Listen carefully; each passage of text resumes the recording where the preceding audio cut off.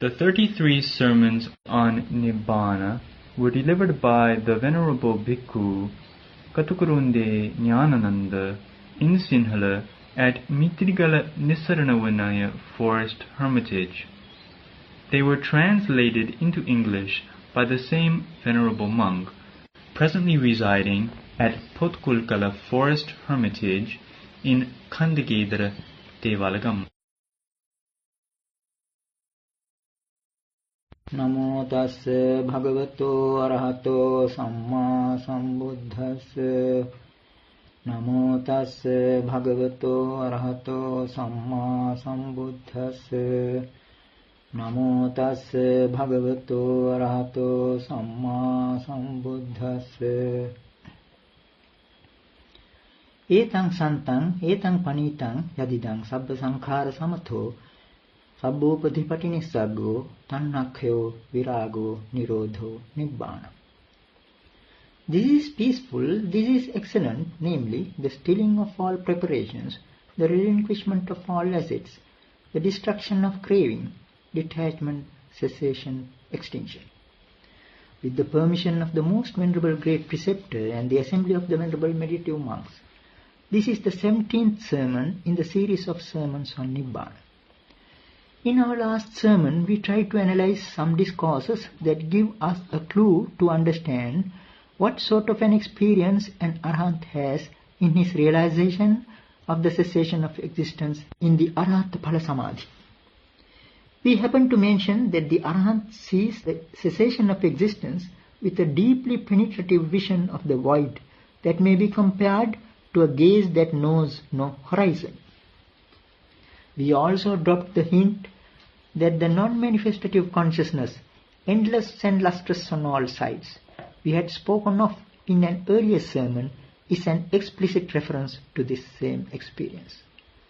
How the Arahant, ranging in his triple pasture of the signless deliverance, the undirected deliverance and the void deliverance, Animitta Vimokha, Apanihita Vimokha and Sunyata Vimokha, gets free from the latency to perception, transcends the duality of form and formless, and crosses over this ocean of existence unhindered by Mara, has been described in various ways in various discourses.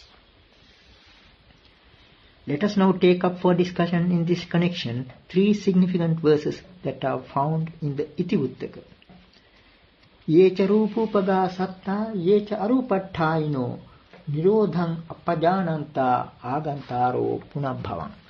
Yecha rupe parinyaya arupesu asantita nirodheye vimucchanti te jana machuhaino. Kayena matang dhatum phusayitva nirupadhin upadhipati nissaggang sachikatva anasavo desiyeti samma sambuddho asokang virajang padam. Those beings that go to realms of form and those who are settled in formless realms, not understanding the fact of cessation, come back again and again to existence. Those who, having comprehended realms of form, do not settle in formless realms, are released in the experience of cessation. It is they that are the dispellers of death. Having touched with the body the deathless element, which is assetless, and realized the relinquishment of assets, being in flux free, the perfectly enlightened one proclaims the sorrowless, taintless state. The meaning of the first verse is clear enough. Those who are in realms of form and formless realms are reborn again and again due to not understanding the fact of cessation. In the case of the second verse, there is some confusion as to the correct reading. We have mentioned earlier too that some of the deep discourses present considerable difficulty in determining what the correct reading is. They have not come down with sufficient clarity. Where the meaning is not clear enough, there is a likelihood for the oral tradition to become corrupt. Here we accepted the reading asantita. Yecha rupe parinyaya arupesu asantita. Those who, having comprehended realms of form, do not settle in formless realms. But there is the variant reading susantita, which gives the meaning settled well. The two readings contradict each other, and so we have a problem here. The commentary accepts the reading asantita, we too followed it for some valid reason and not simply because it accords with the commentary.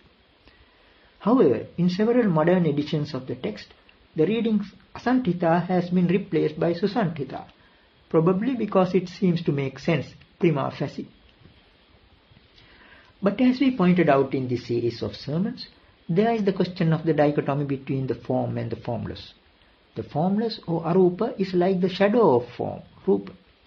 Therefore, when one comprehends form, one also understands that the formless too is not worthwhile settling in. It is in that sense that we brought in the reading Asantita in this context. Those who have fully comprehended form do not depend on the formless either, and it is they that are released in the realization of cessation. They transcend the duality of form and formless, and by directing their minds to the cessation of existence, attain emancipation.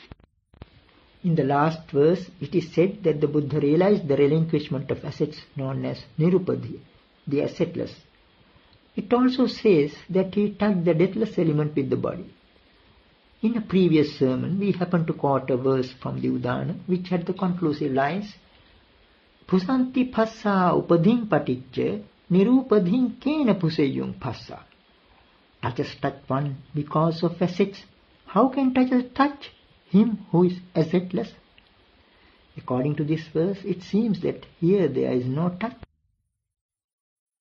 So what we have stated above might even appear as contradictory. The above verse speaks of a touching of the deathless element with the body. One might ask how one can touch when there is no touch at all. But here we have an extremely deep idea, almost a paradox. To be free from touch is in itself the touching of the deathless element. What we mean to say is that as far as the fear of death is concerned, here we have the freedom from the pain of death, and in fact the freedom from the concept of death itself. The Buddha and the Arahants, with the help of that wisdom, while in that Arahata Phala Samadhi, described as Anasava Ceto Vimutti Panya Vimutti or Akuppa Ceto Vimutti, let go of their entire body and realize the cessation of existence, thereby freeing themselves from touch and feeling. That is why Nibbana is called a bliss devoid of feeling, Avedita Sukha.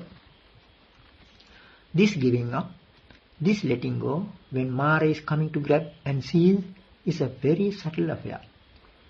To give up and let go when Mara comes to grab is to touch the deathless, because thereby one is freed from touch and feelings. Here then we have a paradox. So subtle is this Dhamma. How does one realize cessation? By attending to the cessation aspect of preparations. As we have already mentioned, to arise and to cease is of the nature of preparations, and here the attention is on the ceasing aspect.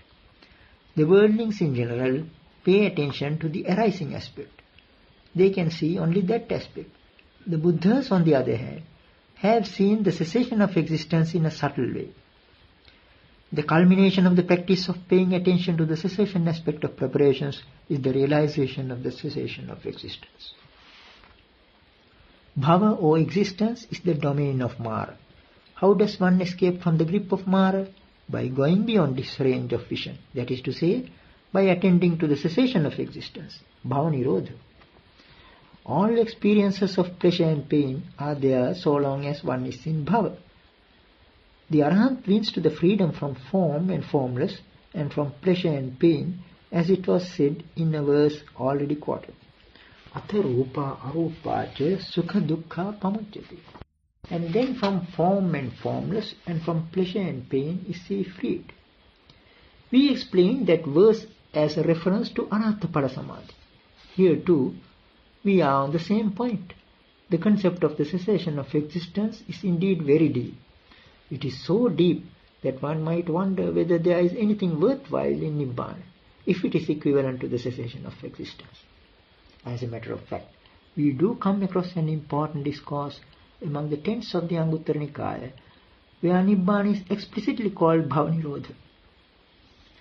It is in the form of a dialogue between Venerable Ananda and Venerable Sariputta. As usual, Venerable Ananda is inquiring about that extraordinary samadhi. Siyanukho auso sariputta bhikkhuno tatarupo samadhipatilabho yatha neva pataviyang patavisanyiyassa na apasmin apo sanyiyassa na tejasmin tejo sanyiyassa na vayasmin vayo sanyiyassa na akasanan chayatane akasanan chayatana sanyiyassa na vinyanan chayatane vinyanan chayatana sanyiyassa na akinchanyayatane akinchanyayatana sanyiyassa na neva sanyana sanyayatane neva sanyana sanyayatana sanyiyassa na idhaloka sanyiyassa na paraloka sanyiyassa Sanyecha panas. Could there be, friend Sariputta, for a monk, such an attainment of concentration, wherein he will not be conscious of earth in earth, nor of water in water, nor of fire in fire, nor of air in air, nor will he be conscious of the sphere of infinite space in the sphere of infinite space, nor of the sphere of infinite consciousness in the sphere of infinite consciousness, nor of the sphere of nothingness in the sphere of nothingness, nor of the sphere of neither perception nor non-perception in the sphere of neither perception nor non-perception, nor of this world in this world, nor of a world beyond in a world beyond, and yet he will be conscious. Venerable Sariputta's reply to it is, there could be, friend Ananda. Then Venerable Ananda asks again, but then, friend Sariputta, in which manner could there be such an attainment of concentration for a monk? At that point, Venerable Sariputta comes out with his own experience, revealing that he himself once attained to such a samadhi when he was at Andhavana in Savatthi. Venerable Ananda, however, is still curious to ascertain what sort of perception he was having when he was in that samadhi. The explanation given by Venerable Sariputta in response to it is of utmost importance. It runs, Bhavanirodho nibbānam tikho me auso anyāva saññā uppajjati anyāva saññā nirujjati seyathapi auso sakalikagissa jhāyamanassa anyāva acci uppajjati anyāva acci nirujjati evameva kho me auso bhavanirodho nibbānanti anyāva saññā uppajjati anyāva saññā nirujjati bhavanirodho nibbānaṁ saññeca panāhaṁ āvaso tasmiñ same ahuse. One perception arises in me, friend. Cessation of existence is Nibbana. Cessation of existence is Nibbana. And another perception fades out in me. Cessation of existence is Nibbana. Cessation of existence is Nibbana. Just as, friend, in the case of a twig fire, when it is burning, one flame arises and another flame fades out. Even so, friend, one perception arises in me, cessation of existence is Nibbana. Cessation of existence is Nibbana.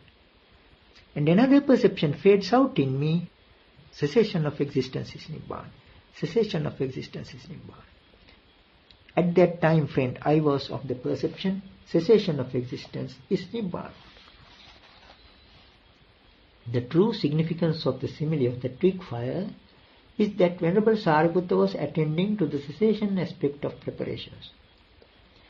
As we mentioned in connection with the formula etang santang etang panitang, this is peaceful, this is excellent, occurring in a similar context, we are not to conclude that Venerable Sariputta kept on repeating cessation of existence is Nibbana. The insight into a flame could be different from mere sight of a flame. Worldlings in general see only a process of burning in a flame. To the insight meditator, it can appear as an intermittent series of extinctions. It is the outcome of a penetrative vision. Just like the flame which simulates compactness, existence too is a product of sankharas or preparations. The worldling who attends to the arising aspect and ignores the cessation aspect is carried away by the perception of the compact. But the mind, when steadied, is able to see the phenomenon of cessation. Thitam chittang vipamuttam vayanchasanupasati. The mind steadied and released contemplates its own passing away. With that steadied mind, the Arahant attends to the cessation of preparations. At its climax, he penetrates the gamut of existence made up of preparations, as in the case of a flame, and goes beyond the clutches of death. As a comparison for existence, the simile of the flame is quite apt. We happened to point out earlier that the word upadana can mean grasping as well as fuel. The totality of existence is sometimes referred to as a fire. The fuel for the fire of existence is grasping itself. With the removal of that fuel, one experiences extinction. The dictum bhavanirodho Nibbana clearly shows that Nibbana is the cessation of existence. There is another significant discourse which equates Nibbana to the experience of the cessation of the six sense bases.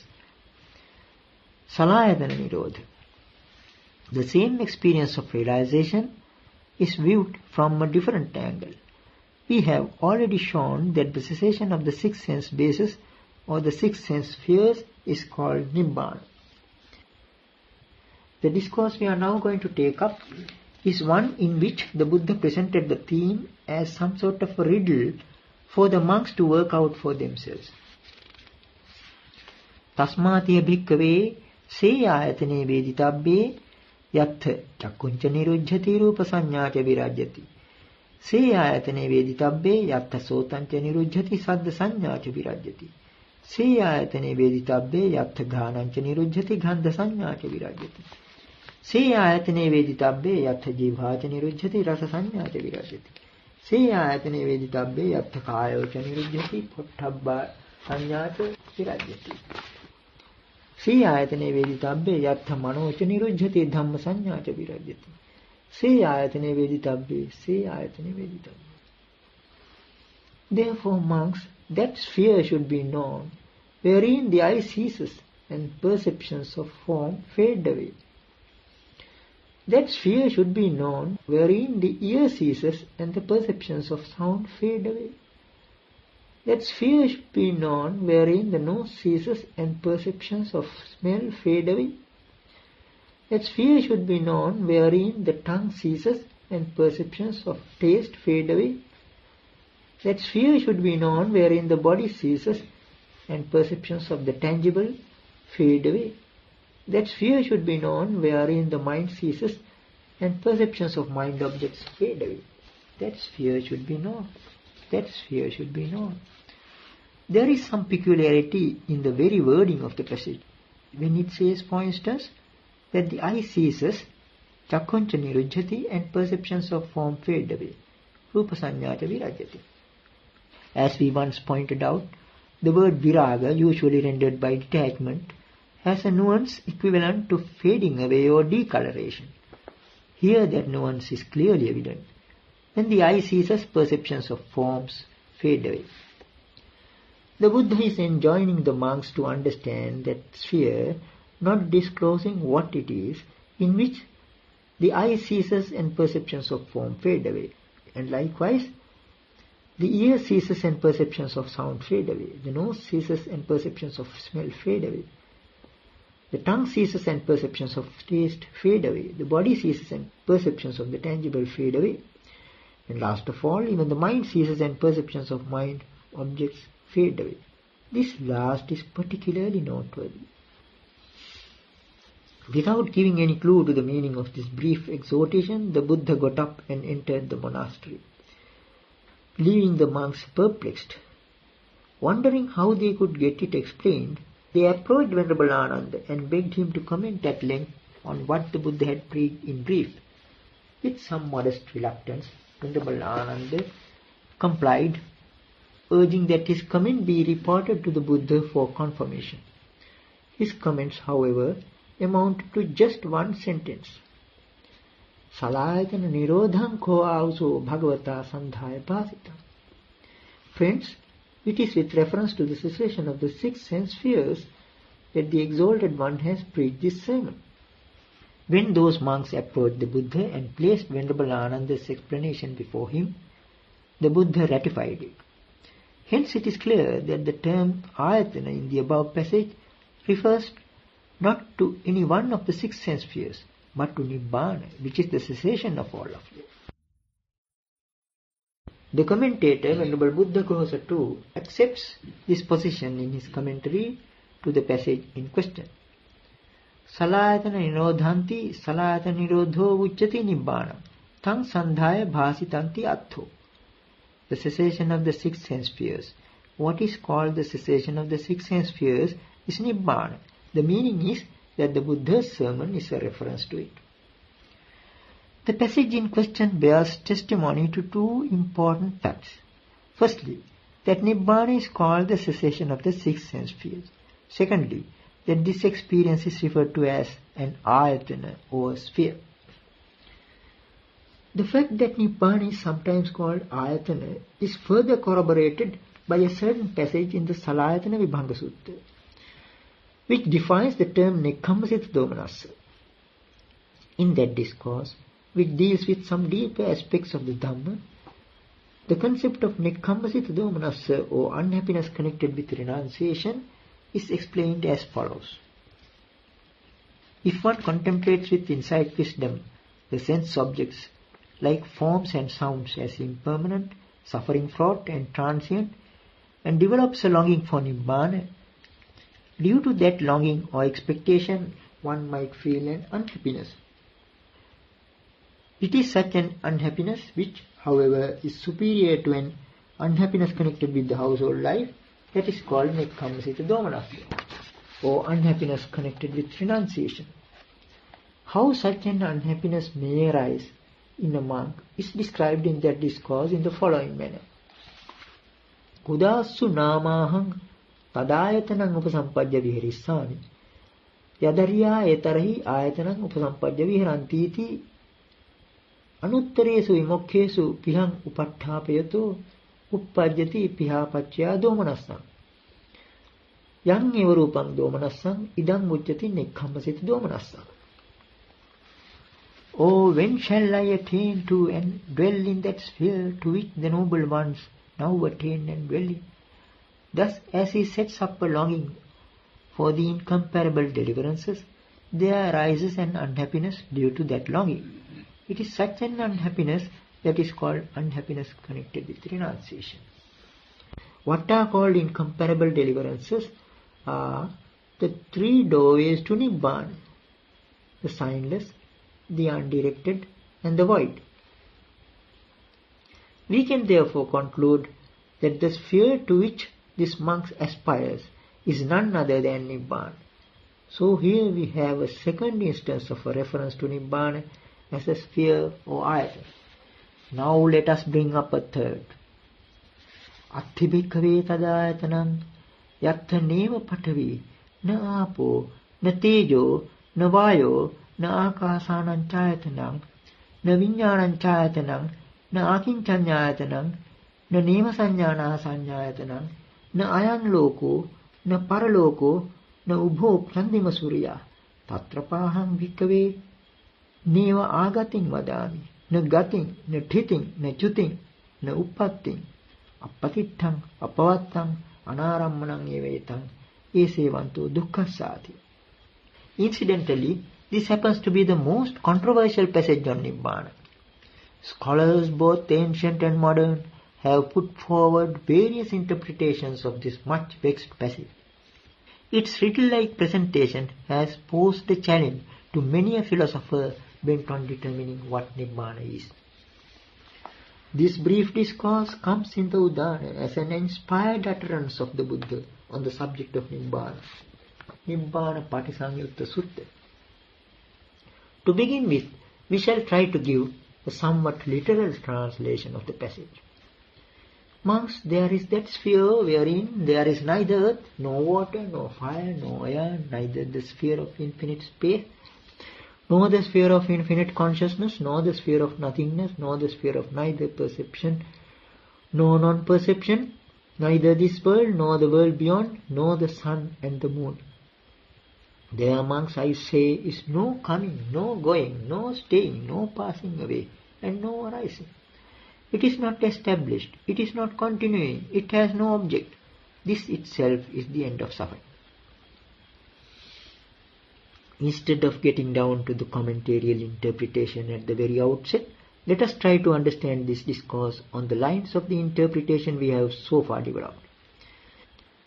We have already come across two references to Nibbana as an ayatana or sphere. In the present context too, the term ayatana is an allusion to Arahata Phala Samadhi. Its significance therefore is psychological. First of all, we are told that earth, water, fire and air are not there in that ayatana. This is understandable, since in a number of discourses dealing with Anidassana Vijñāna and Arahata Phala Samadhi, we came across similar statements. It is said that in Anidassana Vijñāna or non-manifestative consciousness, earth, water, fire and air do not find a footing. Similarly, when one is in Arahata Phala Samadhi, one is said to be devoid of the perception of earth in earth, for instance, because he does not attend to it. So, the peculiar negative formulation of the above Udana passage is suggestive of the fact that these elements do not exercise any influence on the mind of one who is in Arahata Phala Samadhi. The usual interpretation, however, is that it describes some kind of a place or a world devoid of those elements. It is generally believed that the passage in question is a description of the sphere into which the Arahant passes away, that is, his after-death state. This facile explanation is often presented only as a tacit assumption for fear of being accused of heretical views. But it must be pointed out that the allusion here is to a certain level of experience of the living Arahant, namely the realization here and now of the cessation of existence, bhava-nirodha. The four elements have no part to play in that experience. The sphere of infinite space, the sphere of infinite consciousness, etc. also do not come in, as we have already shown with reference to a number of discourses. So it is free from both form and formless. The statement that there is neither this world nor a world beyond could be understood in the light of the phrase na idhaloke idhaloka sanyi, na paraloke paraloka sanyi.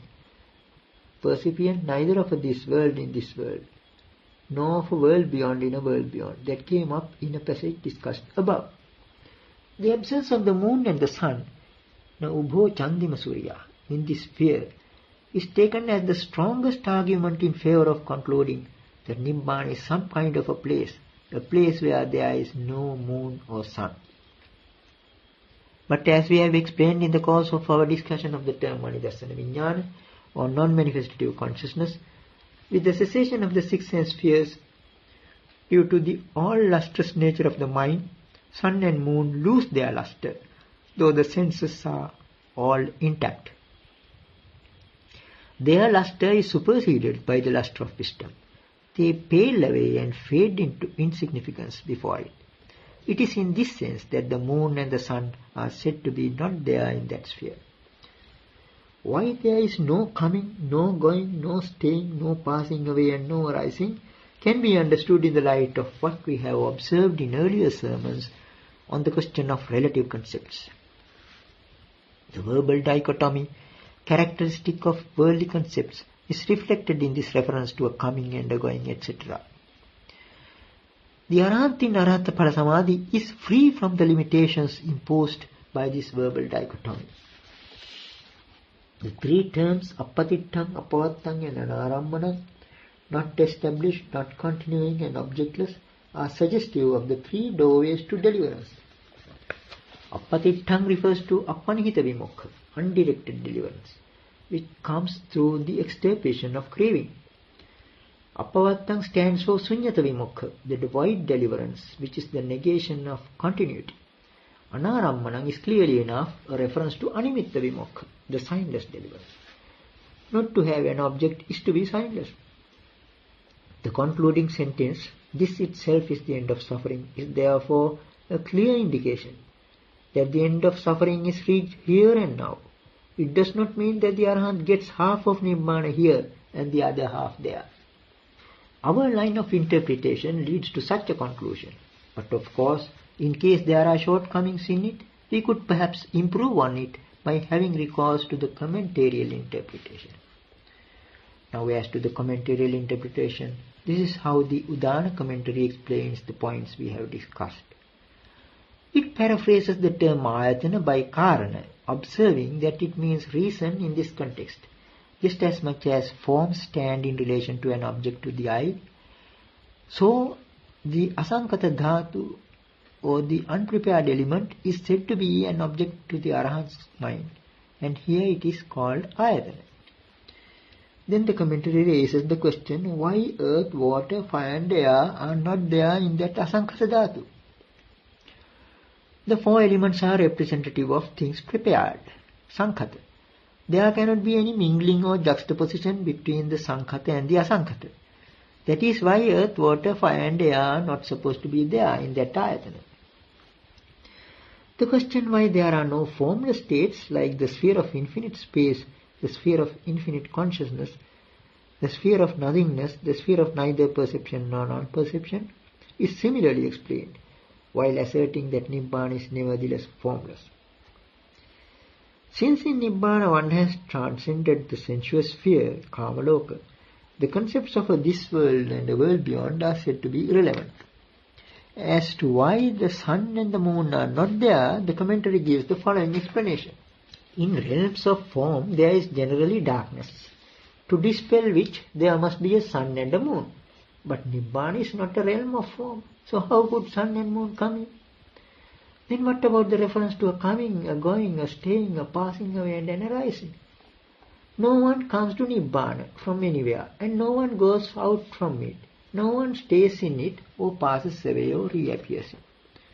Now all this is mystifying enough, but the commentary goes on to interpret the three terms apatittang, apavattang and anarammanam also in the same way. Only that which has form gets established, and Nibbana is formless. Therefore it is not established anywhere. Nibbana does not continue, so it is apavattang or non-continuing.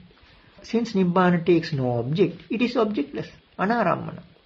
It is as good as saying that though one may take Nibbana as an object, Nibbana itself takes no object. So this is what the traditional interpretation amounts to. If there are any shortcomings in our explanation, one is free to go for the commentarial.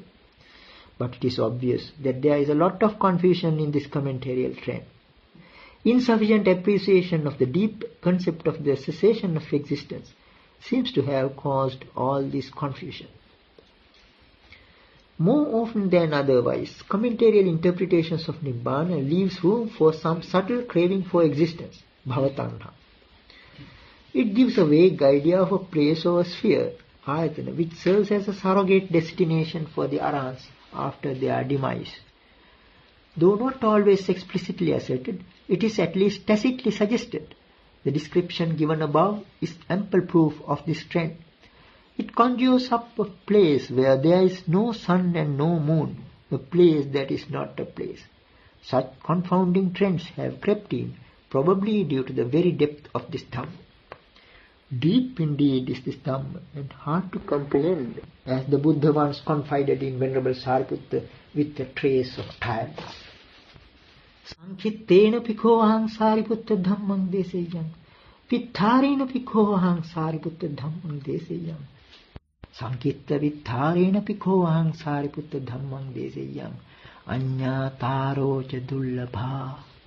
Whether I were to preach in brief, Sariputta, or whether I were to preach in detail, Sariputta, or whether I were to preach both in brief or in detail, Sariputta, rare those who understand. Then Venerable Sariputta implores the Buddha to preach in brief, in detail, and both in brief and in detail, saying that there will be those who understand. In response to it, the Buddha gives the following instruction to Venerable Sariputta. Tasmatihe Sariputta evam sikhitabam. Imasmincha saviññānake kāye ahankāra mamankāra mānānusayāna bhavissanti. Bhaidhāca sabba nimittesu ahankāra mamankāra mānānusayāna bhavissanti. Yancha ceto vimuttiṃ paññā vimuttiṃ upasampadya viharato ahankāra mamankāra mānānusayāna honti. Pancha ceto vimuttiṃ paññā vimuttiṃ upasampadya viharissāmāti evañhi kho Sariputta sikkhitabam. If that is so, Sariputta, you all should train yourselves thus. In this conscious body and in all external signs, there shall be no latencies to conceits in terms of eyeing and mind, and we will attain to and dwell in that deliverance of the mind, and that deliverance through wisdom, whereby no such latencies to conceits of eyeing and mind will arise. Thus should you all train yourselves.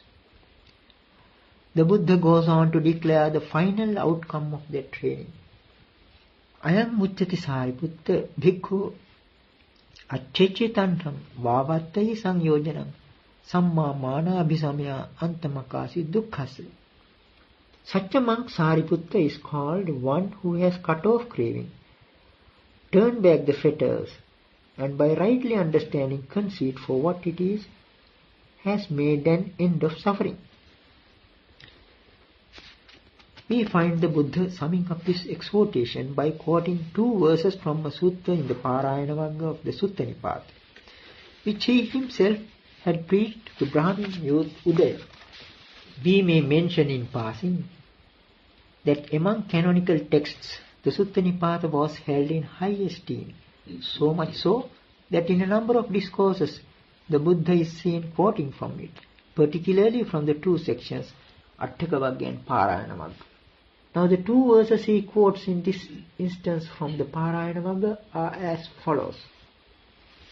Pahanam kamachandanam domanasana chubhyam theenasya cha panudanam kukuchanam nivaranam upekha sati samsuddham dhammatakka pure javam anya vimukham pabhrumi avijjaya pabhedanam.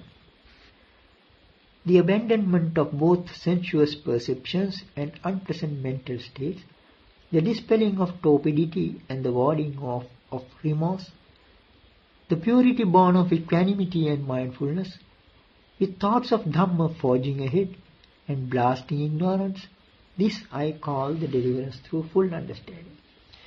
This is ample proof of the fact that the Arhatapala Samadhi is also called Anyabhimukha. Among the 9s of the Anguttara Nikaya, we come across another discourse which throws more light on the subject. Here, Venerable Ananda is addressing a group of monks. Accharyang auso, abhutang auso, yamanchidang tena bhagavata janata pasata arhata samma sambuddhena, sambadhe oka sadhigamo anubuddho, sattanang visuddhya, soka pariddavanang samatikkamaya, dukkha domanassanang atthangamaya, nyaya sadhigamaya, nibbanasa sachkiriyaya. Tadeva nama chakkhum bhavisati te rupa, tanchayatanang no parisamvedissati. Tadeva nama sotang bhavisati te saddha, tanchayatanang no parisamvedissati. Tadeva nama ghanang bhavisati te gandha, tanchayatanang no parisamvedissati. Saja nama jivha bhavisati te rasa, tanchayatanang no parisamvedissati. Socha nama kayo bhavisati te phaddabba, tanchayatanang no parisamvedissati. It is wonderful, friends, it is marvelous, friends, that the exalted one who knows and sees, that worthy one, fully enlightened, has discovered an opportunity in obstructing circumstances for the purification of beings, for the transcending of sorrow and lamentation, for the ending of pain and unhappiness, for the attainment of the right path, for the realization of Nibbana. Inasmuch as that same I will be there, those forms will be there, but one will not be experiencing the appropriate sense sphere. That same ear will be there, those sounds will be there, but one will not be experiencing the appropriate sense sphere. That same nose will be there, those smells will be there, but one will not be experiencing the appropriate sense sphere. That same tongue will be there, those flavors will be there, but one will not be experiencing the appropriate sense sphere. That same body will be there, those tangibles will be there, but one will not be experiencing the appropriate sense sphere. What is so wonderful and marvelous about this new discovered opportunity is that though apparently the senses and their corresponding objects come together, there is no experience of the appropriate spheres of sense contact. When Venerable Ananda had described this extraordinary level of experience in these words, Venerable Udai raised the following question. Sanyīmeva nukho āuso ānanda tadāyatanang no parisamvediti udaho asanyī. Friend, is it the fact that while being conscious one is not experiencing that sphere, or is he unconscious at that time? Venerable Ananda affirms that it is while being conscious, sanyīmeva, that such a thing happens. Venerable Udai's cross-question gives us a further clue to the riddle-like verse we discussed earlier, beginning with na sanya sanyi na visanya sanyi. It is indeed puzzling why one does not experience those sense objects, though one is conscious. As if to drive home the point, Venerable Ananda relates how he once answered a related question put to him by the nun Jatilagahya when he was staying at the deer park in Anjanavana in Saketa. The question was, Yayang bhante ananda samadhi na chabhinato na chapanato na cha sasankhara niggayo varitavato vimuttatta thito thitatta santusito santusitatta no paritrasati ayang bhante samadhi king phalo buttu bhagavata. That concentration, Venerable Ananda, which is neither turned towards nor turned outwards, which is not a vow constrained by preparations, one that is steady because of freedom, contented because of steadiness, and not hankering because of contentment. Venerable Sir, with what fruit has the Exalted One associated that concentration? The question looks so highly compressed that the key words in it might need some clarification. The two terms abhinata and apanata are suggestive of lust and hate, as well as introversion and extroversion. This concentration is free from these extreme attitudes. Whereas in ordinary concentration, sankharas or preparations exercise some degree of control, as the term vikambana, propping up, suppression, suggests, here there is no implication of any forcible action as in a vow. Here the steadiness is born of freedom from that very constriction. Generally, the steadiness characteristic of a level of concentration is not much different from the apparent steadiness of a spinning top. It is the spinning that keeps the top up. But here the very freedom from that spinning has brought about a steadiness of a higher order, which in its turn gives rise to contentment. The kind of peace and contentment that comes with samadhi in general is brittle and irritable. That is why it is sometimes called kuppa paticca santi, peace subject to irritability. Here, on the contrary, there is no such irritability. We can well infer from this that the allusion is to akuppa ceto vimutti, unshakable deliverance of the mind. The kind of contentment born of freedom and stability is so perfect that it leaves no room for hankering, paritasana. However, the main point of the question posed by that nun amounts to this: what sort of a fruit does the samadhi of this description entail, according to the words of the Exalted One? After relating the circumstances connected with the above question as a flashback, Venerable Ananda finally comes out with the answer he had given to that question. Yayang bhagini samadhi na chabhinato na chapanato na cha sasankhara niggaya varitavato vimuttatta thito thitatta santusito santusitatta no paritasati ayang bhagini samadhi anya phalo utto bhagavata. Sister, that concentration which is neither turned towards nor turned outwards, which is not a vow constrained by preparations, one that is steady because of freedom, contented because of steadiness, and not hankering because of contentment, that concentration, sister, has been declared by the Buddha to have full understanding as its fruit. Anya, or full understanding, is one that comes with realization. conferring certitude, and it is the fruit of the concentration described above. Then, as if coming back to the point, Venerable Nanananda adds, Evaṁ saññīpi ko āvuso tadāyatanaṁ no patisangvedeti. Being thus conscious too, friend, one does not experience an appropriate sphere of sense. So now we have garnered sufficient evidence to substantiate the claims of this extraordinary Arahata Phala Samadhi. It may also be mentioned that sometimes this realization of the Arahant is summed up in a sentence like Anāsavaṁ ceto vimuttiṁ paññā vimuttiṁ Itteva dhamme sayaṁ abhiññā saccikattva upasampajja viharati. Having realized by himself through higher knowledge here and now the influx-free deliverance of the mind and deliverance through wisdom, he dwells having attained to it. There is another significant discourse in the section of the Force in the Anguttara Nikaya which throws some light on how one should look upon the Arahant when he is in Arahata Phala Samadhi. The discourse deals with 4 types of persons, namely 1. Anusotagami Puggalo, downstream bound person. 2. Patisotagami Puggalo, upstream bound person. 3. Thitatto Puggalo, stationary person. 4. Tinno Paragato Thale Tittati Brahmano, the Brahmin standing on dry ground, having crossed over and gone beyond.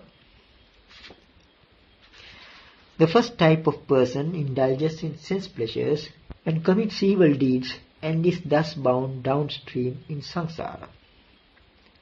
The second type of person refrains from indulgence in sense pleasures and from evil deeds.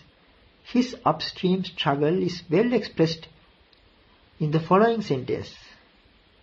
Sahapi dukkena, sahapi domanasena, asumukho pirudamano, paripunnam, parisuddham, brahmacharyam charati.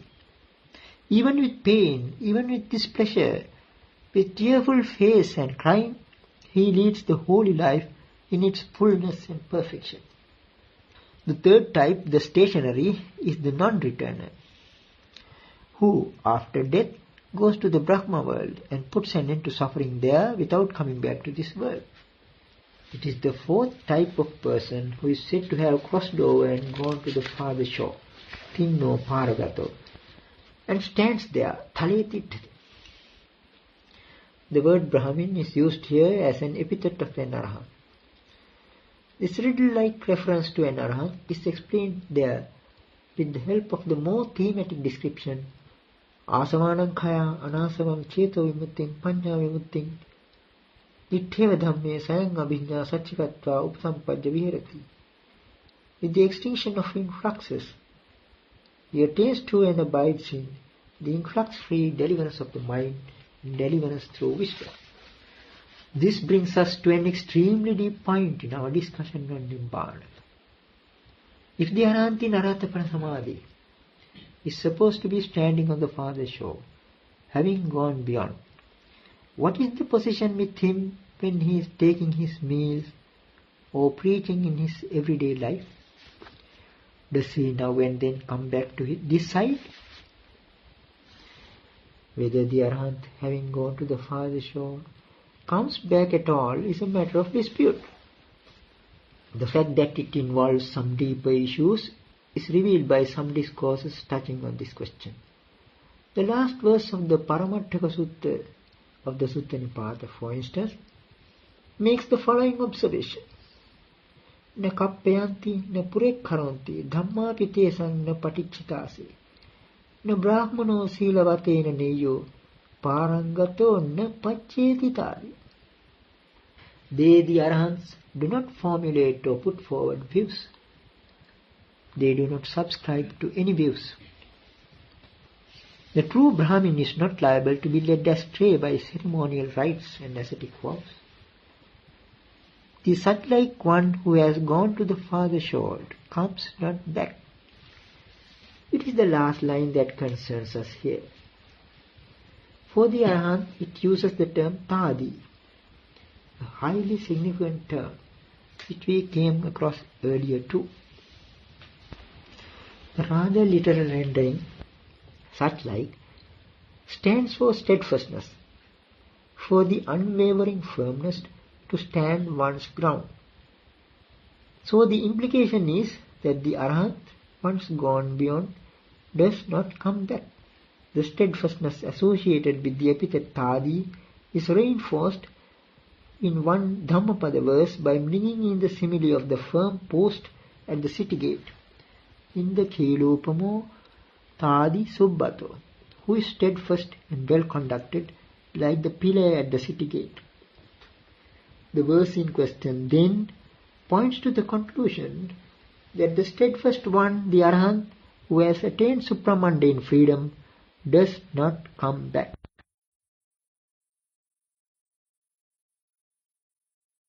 Dear listeners, it is our sincere wish to make these sermons accessible, free of charge, to all who like to listen to them, because the gift of the Dhamma excels all other gifts. We therefore encourage you to copy these sermons and share them with others,